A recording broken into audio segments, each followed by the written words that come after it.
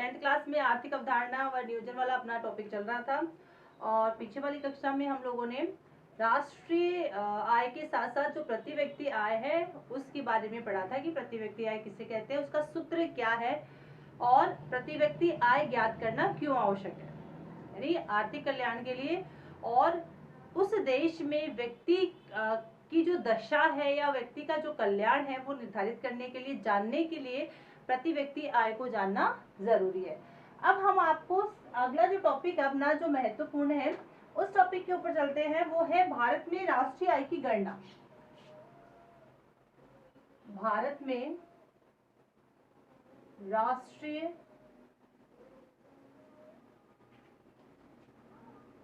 आय की गणना, ये 1 नंबर के प्रश्न के लिए काफी महत्वपूर्ण है और ये मानकर चलते हैं कि लगभग प्रश्न इसके अंदर जो दिए हुए हैं आंकड़े या थ्योरी जो दी हुई है उनमें से 1 नंबर के प्रश्न पूछ लिए जाते हैं।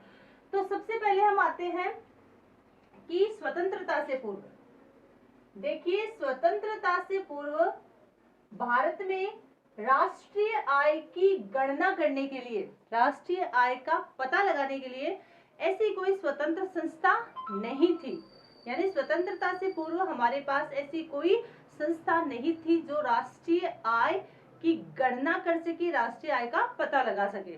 लेकिन स्वतंत्रता से पूर्व सबसे पहले भारत में राष्ट्रीय आय की जो गणना की गई थी वो गणना की गई थी श्री दादा भाई नौरोजी के द्वारा। तो स्वतंत्रता से पूर्व अगर हम बात करते हैं तो राष्ट्रीय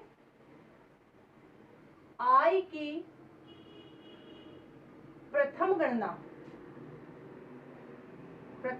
किसके द्वारा की गई थी? श्री दादा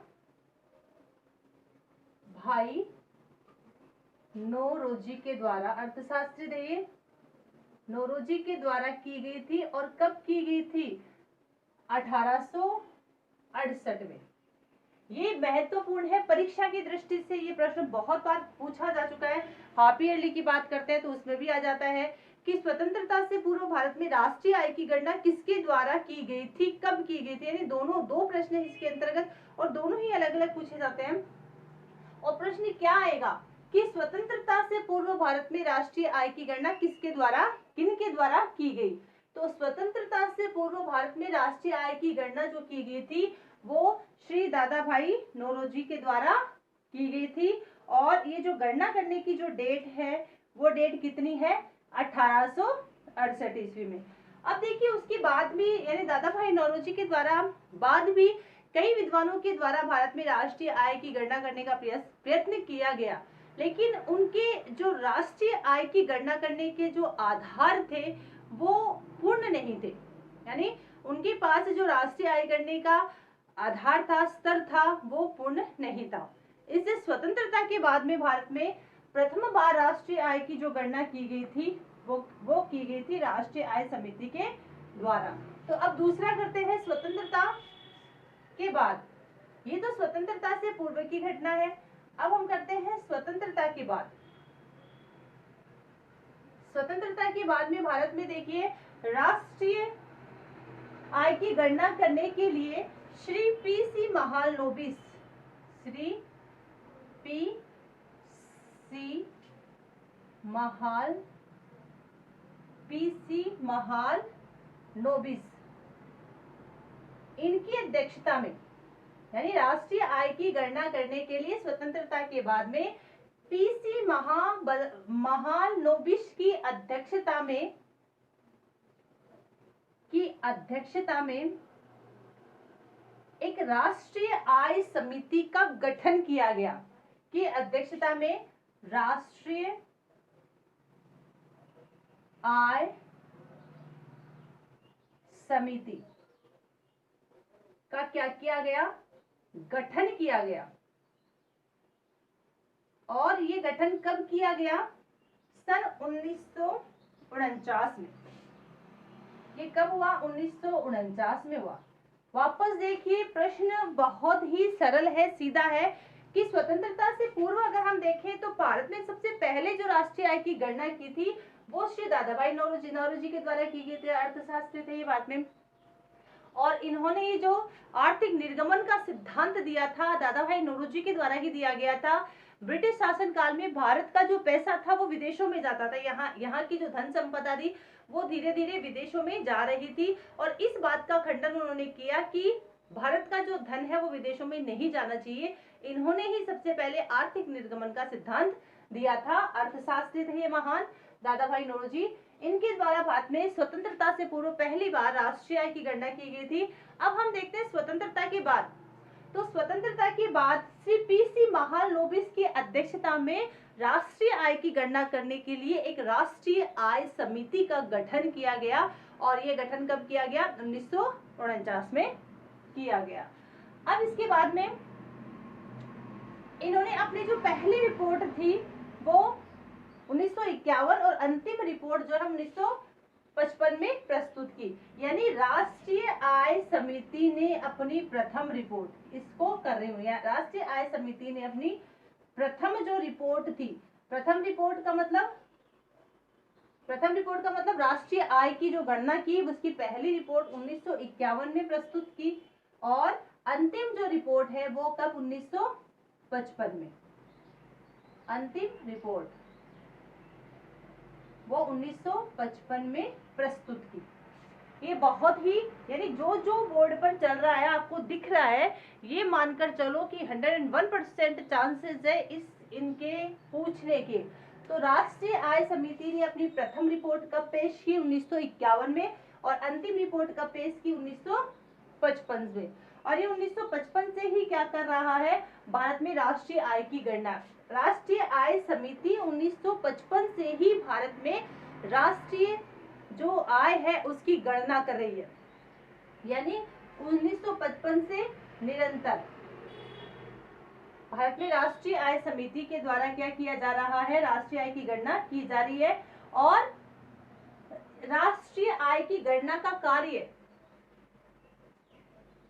ये तो समिति बनी थी, राष्ट्रीय आय की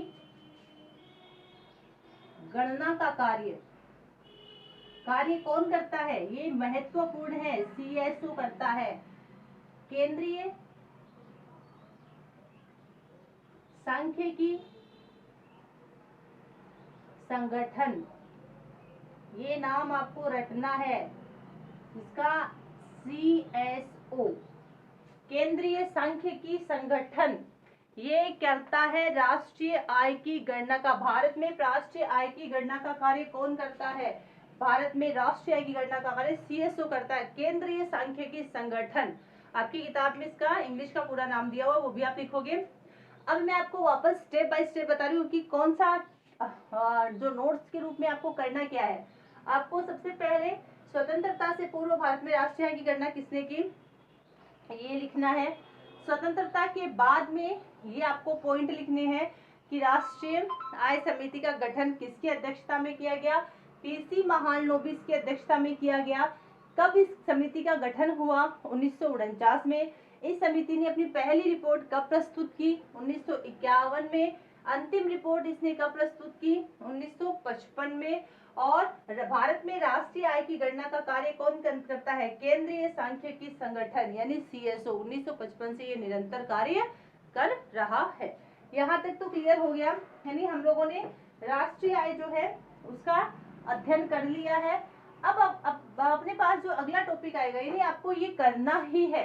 अभ्यास प्रश्नों में जाओगे तो भी आपको ये मिल जाएंगे, और अगर आप महत्वपूर्ण बिंदु की बात करते हैं तो महत्वपूर्ण बिंदु में भी ये सारे पॉइंट्स आपके दिए हुए हैं। अब हम नेक्स्ट करते हैं अर्थव्यवस्था के क्षेत्र। ये आपको पहले भी पढ़ाए हुए हैं, और अब इनको थोड़ा डिटेल में पढ़ लेते हैं अपन लोग। अर्थव्यवस्था के क्षेत्र,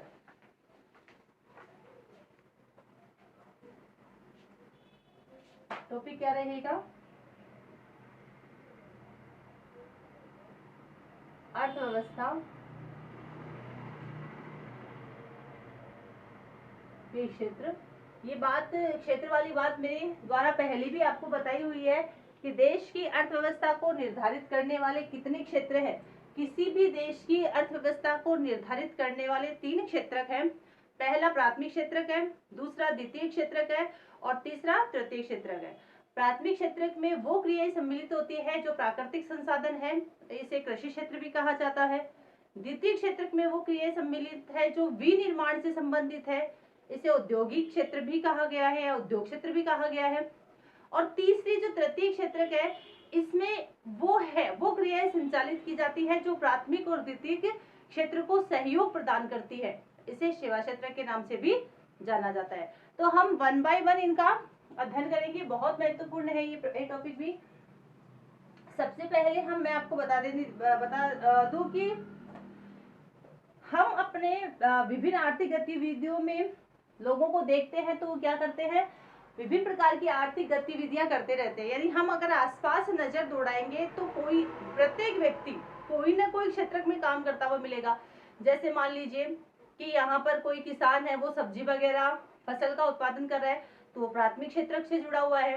कोई व्यक्ति है जो किसी कारखाने में काम कर रहा है तो वो द्वितीय क्षेत्र से जुड़ा हुआ है। कोई परिवहन से, संचार से, बैंकिंग से जुड़ा हुआ है तो वो सेवा क्षेत्र से जुड़ा हुआ है। यानी प्रत्येक व्यक्ति किसी न किसी क्षेत्र में कार्य करता है और आर्थिक गतिविधियों को संचालित करता है। इसके साथ साथ हम ये देखते हैं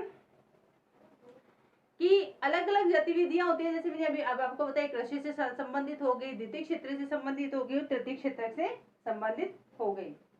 अब हम ये देखते हैं कि अर्थव्यवस्था के जो तीनों क्षेत्र हैं उनमें हम सबसे पहले पढ़ेंगे प्राथमिक क्षेत्र। देखिए, करने को तो आपको क्या करना है वो आपको मैं बता देती हूँ। प्राथमिक क्षेत्र आपको कॉपी में तो क्या लिखना है और मैं थोड़ा सा डिटेल में आपको बाद में समझा भी दूंगी। प्राथमिक क्षेत्र के अंतर्गत आपको नोटबुक पे क्या करना है, याद ये रखना है। में एक ही नंबर का प्रश्न पूछा जाएगा, इसे हम पैराग्राफ रूप में समझ तो सकते हैं, व्याख्या कर सकते हैं, लेकिन समझने के लिए कर सकते हैं, लेकिन लिखने के लिए उतना ही लिखेंगे जितना एक नंबर की डिमांड होती है, उतनी ही थ्योरी लिखेंगे। तो देखिए इसका उत्तर क्या आएगा, प्राथमिक क्षेत्र को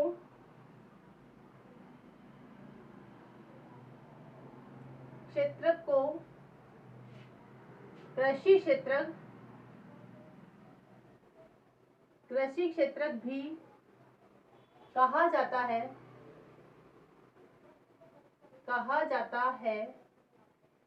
इसके अंतर्गत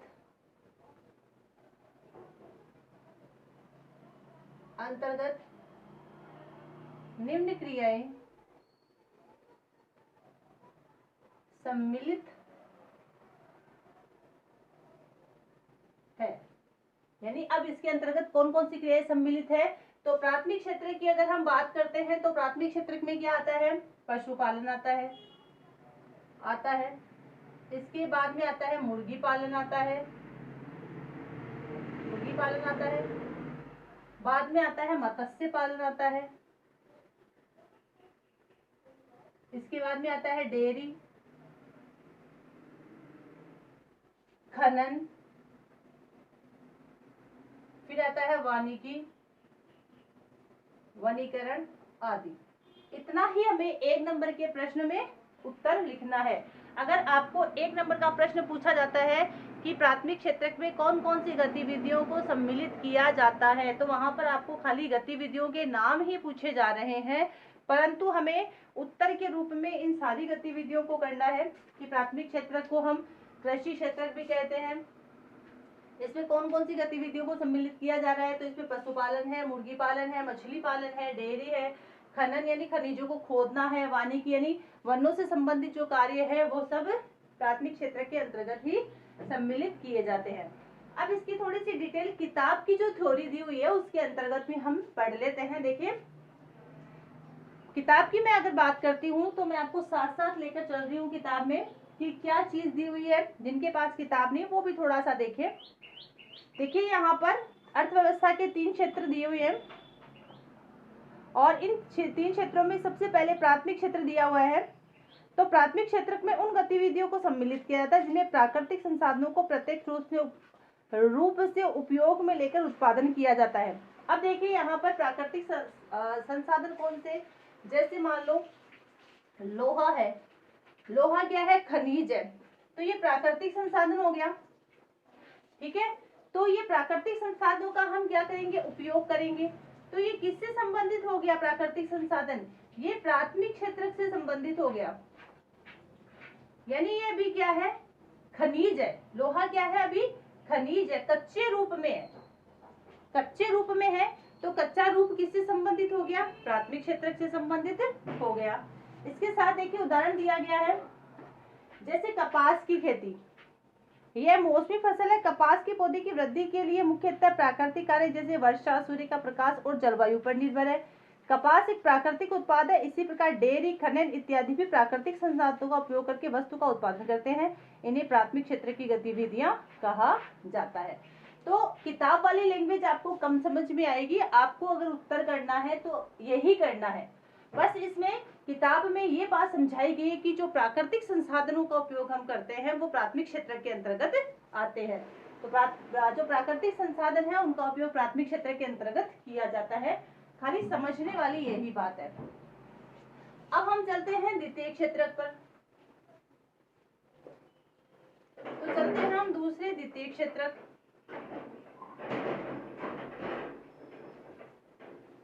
अब द्वितीय क्षेत्र को हम दूसरे किसके नाम से जानते हैं, विनिर्माण या उद्योग क्षेत्र के नाम से भी जानते हैं। तो ये बात जो यहाँ लिखी है वो यहाँ पर भी हम लिखेंगे कि द्वितीय क्षेत्र को विनिर्माण का मतलब क्या होता है, जहां वस्तुओं को तैयार किया जाता है। द्वितीय क्षेत्र को विनिर्माण या उद्योग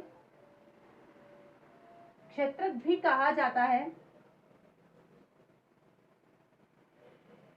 भी कहा जाता है। अब यहाँ पर बात करते हैं हम इनकी गतिविधियों की या इनकी क्रियाओं की। तो देखिए द्वितीय क्षेत्र में की गतिविधियों के अंतर्गत उत्पादों को विनिर्माण प्रणाली द्वारा अन्य रूपों में परिवर्तित किया जाता है। और कुल मिलाकर बात यह है कि हमें प्राथमिक क्षेत्र से जो वस्तु प्राप्त होती है कच्चे पदार्थ के रूप में, उस वो प्राथमिक क्षेत्र का उदाहरण है वो जो कच्चा पदार्थ हमें मिल रहा है, उस कच्चे पदार्थ को जब हम तैयार माल में परिवर्तित कर देते हैं, उसे विनिर्मित करते हैं, तो वो कौन से क्षेत्र का उदाहरण बन जाता है, वो द्वितीय क्षेत्र का उदाहरण बन जाता है। तो इसमें कौन सी क्रियाएं सम्मिलित होगी, इसमें उत्पादों को विनिर्मित करने की क्रियाएं सम्मिलित होगी। तो क्या हो जाएगा इसके अंतर्गत, इसके अंतर्गत उत्पाद, उत्पाद यानी कच्चे पदार्थ, उत्पादों को, उत्पादों में कच्चे पदार्थ, कच्चे पदार्थ को विनिर्मित, विनिर्मित का मतलब होता है फिर से बनाने की, विनिर्मित करने की क्रियाएं सम्मिलित होगी। अब देखिए इसके अगर उदाहरण देखते हैं हम, तो उदाहरण देखिए क्या होता है इसका। उदाहरण की हम बात करते हैं तो सबसे पहले हम लेते हैं कपास। जब कपास हमें प्राप्त होता है खेती से कच्चे पदार्थ के रूप में, तब वो प्राथमिक क्षेत्र का उदाहरण होता है। ठीक है, अब कपास है, कपास प्राथमिक क्षेत्र का उदाहरण है। ठीक है, ये प्राकृतिक संसाधन है।